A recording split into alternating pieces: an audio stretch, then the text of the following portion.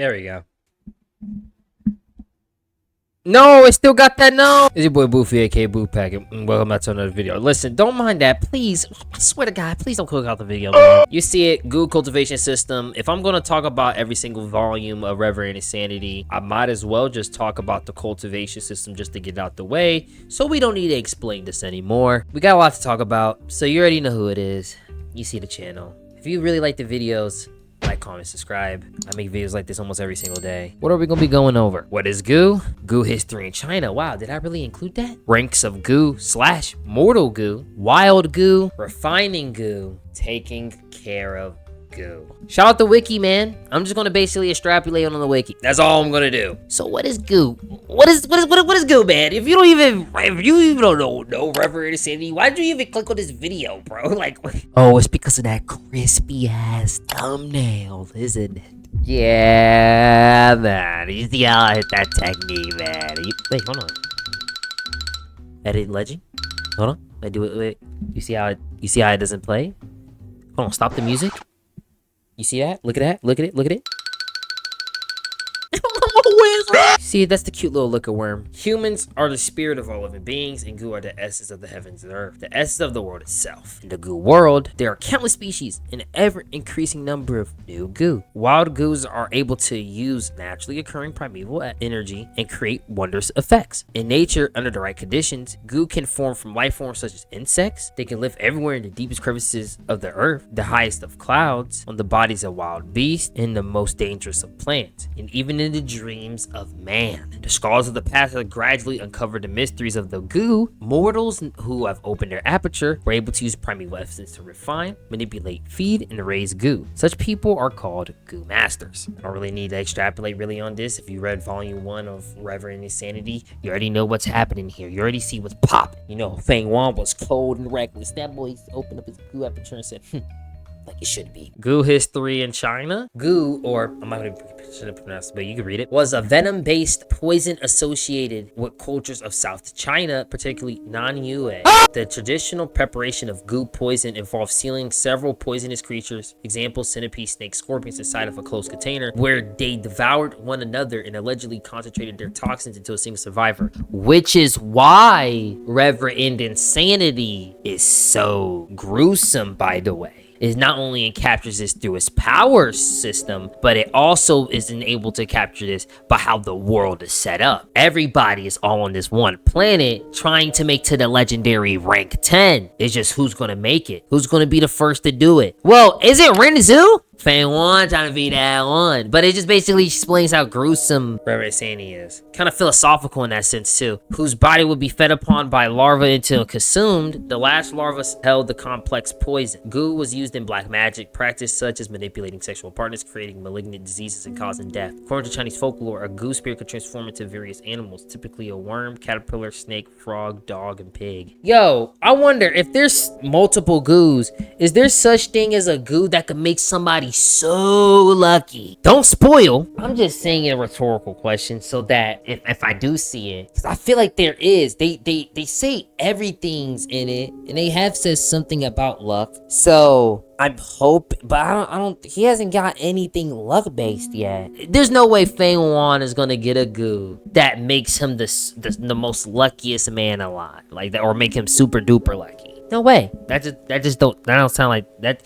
I don't think Reverend Insanity feel like a Uxia novel, bro. It don't feel like even though it is like a gain immortality Zia, I feel like it only captures that philosophy. I feel like the scaling wise, I know they talk about the River of Time, but people ain't gonna really be like, I know Feng Wan be low-key going through the River of Time, low-key, but well, he did go through the River of Time twice. I don't know how to explain it, but like, is it gonna be like some crazy scaling, like niggas blowing down multiple planets? Like, no way. No way. That would be crazy, bro. No way. Or is this some Lovecraftian stuff in it, bro? They kind of make it. I'm kind of seeing it, bro. Ranks of Goo. Mortal Goo represent the traces of the Great Tao. They rank from rank 1 to 5, and it's their rank that determines their rarity, strength, and their worth in the Goo world. As, for example, Goo of rank 4 are very precious and are already hard to purchase, while rank 5 Goo are practically not circulated in the mortal market. Most mortal Goo expend primeval essence to be activated and used. Regional suppression. A Goo master also has to take note of the region their mortal goo was refined in, because it will only display its full power in that region it was refined in. As an example, a rank 4 goo refined in a southern border will only be able to display the strength of a rank 3 goo when used in another region such as the northern plain. This could be circumvented to some degree by refining a rank 4 goo to rank 5 in the northern plains. At this point, it will be counted as a northern plains goo, and it will be able to display its full power. Ain't much to say about that last slide. I don't know what you want me to, but I love the pros and cons. You see, another con, bro. Wild goo. Wild goo possesses their own will and can absorb the natural primeval energy in the surrounding by themselves. However, after a goo is refined by a goo master, its will be dominated by the goo masters, and it will lose the ability to absorb the primeval energy, and will only be able to absorb the primeval essence found in the goo master's aperture. There are exceptions to this rule, however, through the use of blood frenzy goo. A goo can absorb natural primeval energy from the surroundings. However, this comes at the downside of a goo master losing control of the goo and it turning into blood after some time. We seen that in volume 1, because what was the goo with the freaking, when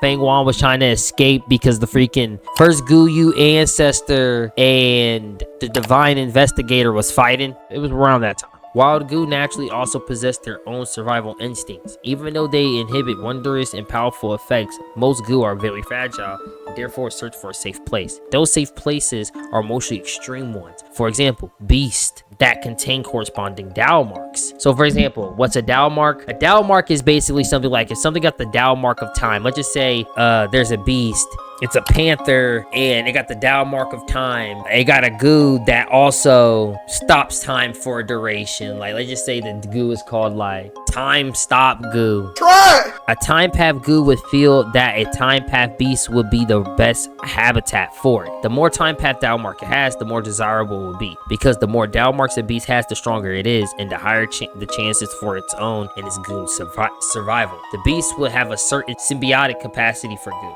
which when reached would allow any more goo to form a symbiosis with the beast. Akin to it would be like an overcrowded territory not having enough space for more to enter. Pros and cons. It's not just some one that is tanked up with a whole bunch of goo. It's like 9,999 goo. And then everybody, the whole world is doomed. And then the MC comes out and say, I'm finna kill this beast and steal all its goo. And then he kills this beast, and then the beast dies. He saved the world, and he looking through all the goo and realized most of it is useless besides this one goo, and this one goo's gonna help him break through to the immortal realm. Reverend Insanity isn't like that. Now, this is gonna be a long one, so buckle up. A major aspect of a goo master's cultivation is a refinement of goo. A term refinement is rather broad and encompasses forcing the goo master will into a wild goo until none of his original will remains. It's theoretically possible to refine an infinite number of goo, but due to the requirements of having to feed all of them, it is neither practical nor feasible for a mortal goo master. Creating one or more new goo out of refinement materials, possibly including goo. Increasing the rank of an already existing goo with the use of refinement materials, possibly including goo. Fusing 2 or more goo into a brand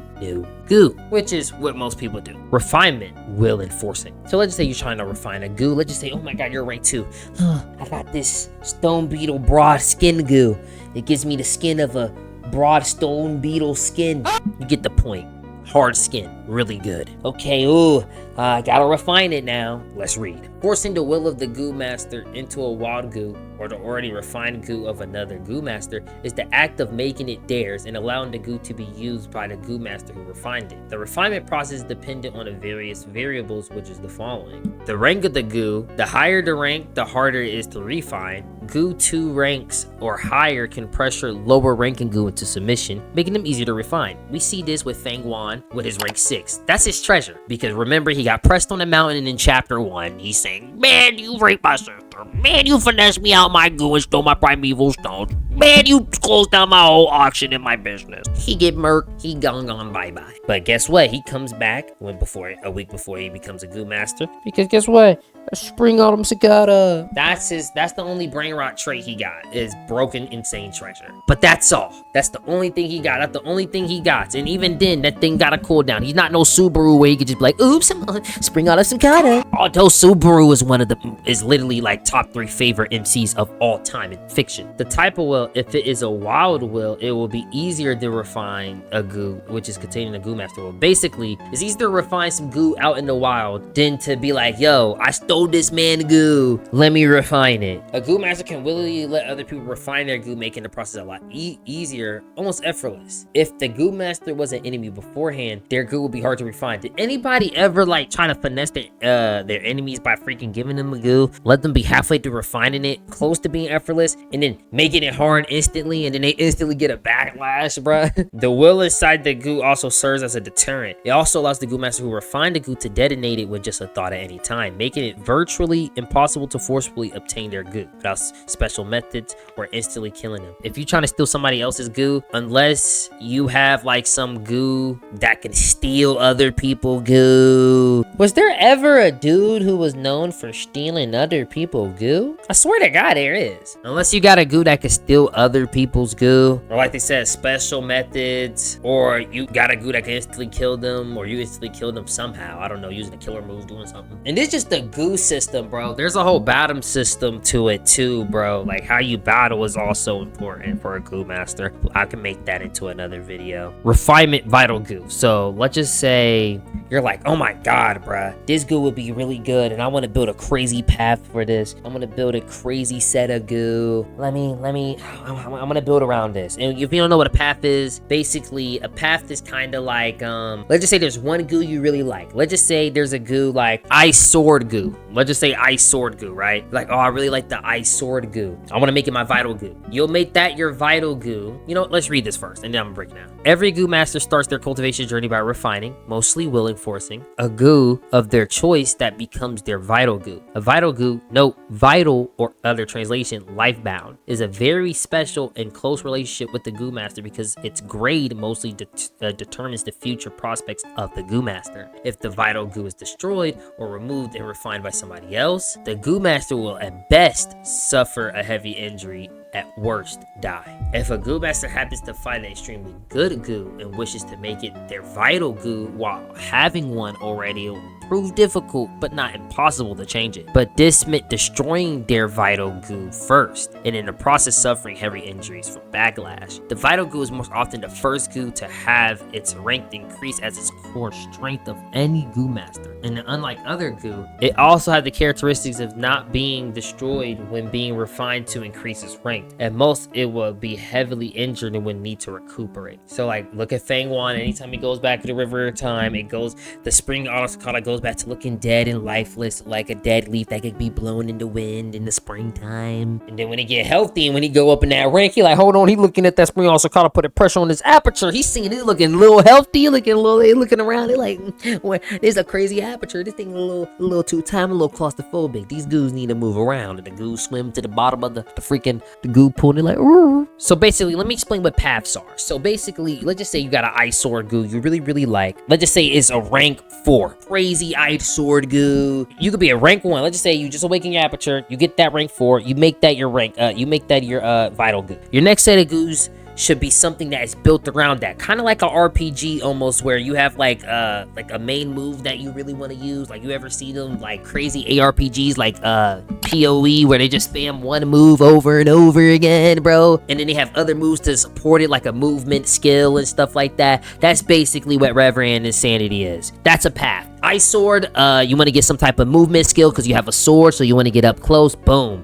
You probably want to have a defensive skill since you have an ice sword. Probably get some type of ice skin or some type of ice shield, and that actually causes synergy. It actually causes a little boost because it has synergizing Dao marks because it's from the ice path. You get the point. Same Dao law fragment. You want to give it a little boost, so you want to kind of build around it. Want some type of movement. Frost stomp goo. You freaking stomp your legs like a woolly mammoth back in the prehistoric ages. Come straight towards your enemy. So now you got a movement skill, you got a defensive skill, you want some type of healing skill, and all these have pros and cons, by the way. All these goos has pros and cons, so you also have to balance the pros and cons too. And let's just say you have like the frost breath goo, which makes it so that you could breathe out a freezy breath, kind of like a fire extinguisher, and you can heal yourself. And the pro is the healing is quick, but the con is in a fight when you're trying to heal yourself, pausing and doing, let's just say you're all cut up, pausing and doing this isn't gonna be pretty because the other dude,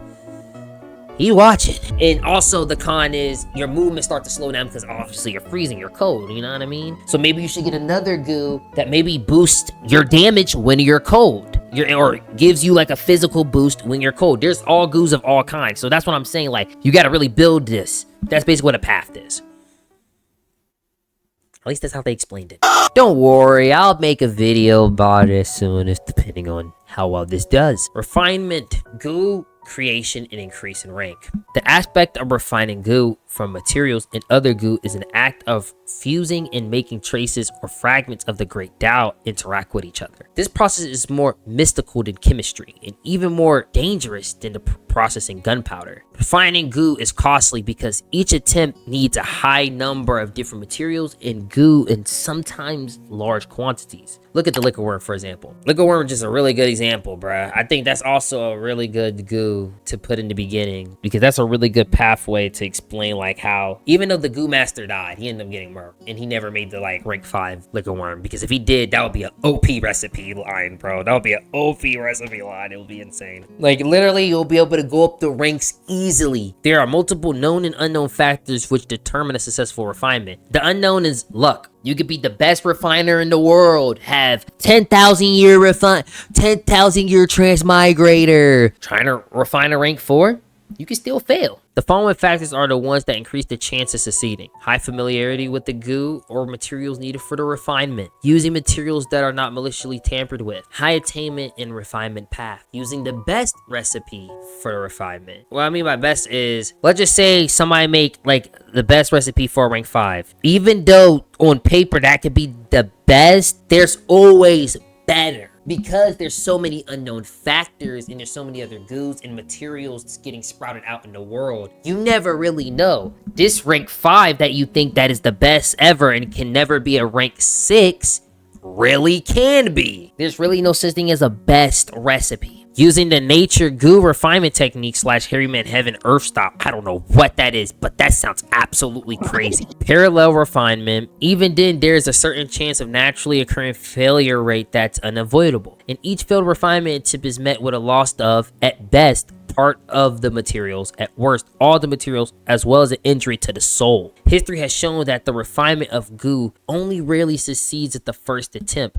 Therefore, goo masters always plan on many portions to refine goo, either by using the many local ranked refinement materials or a few higher ranked ones. This can cause a financial burden on a goo master, even creating depth as well as weakening. And this, all of this, in that last slide, all of that was a part of just refining goo.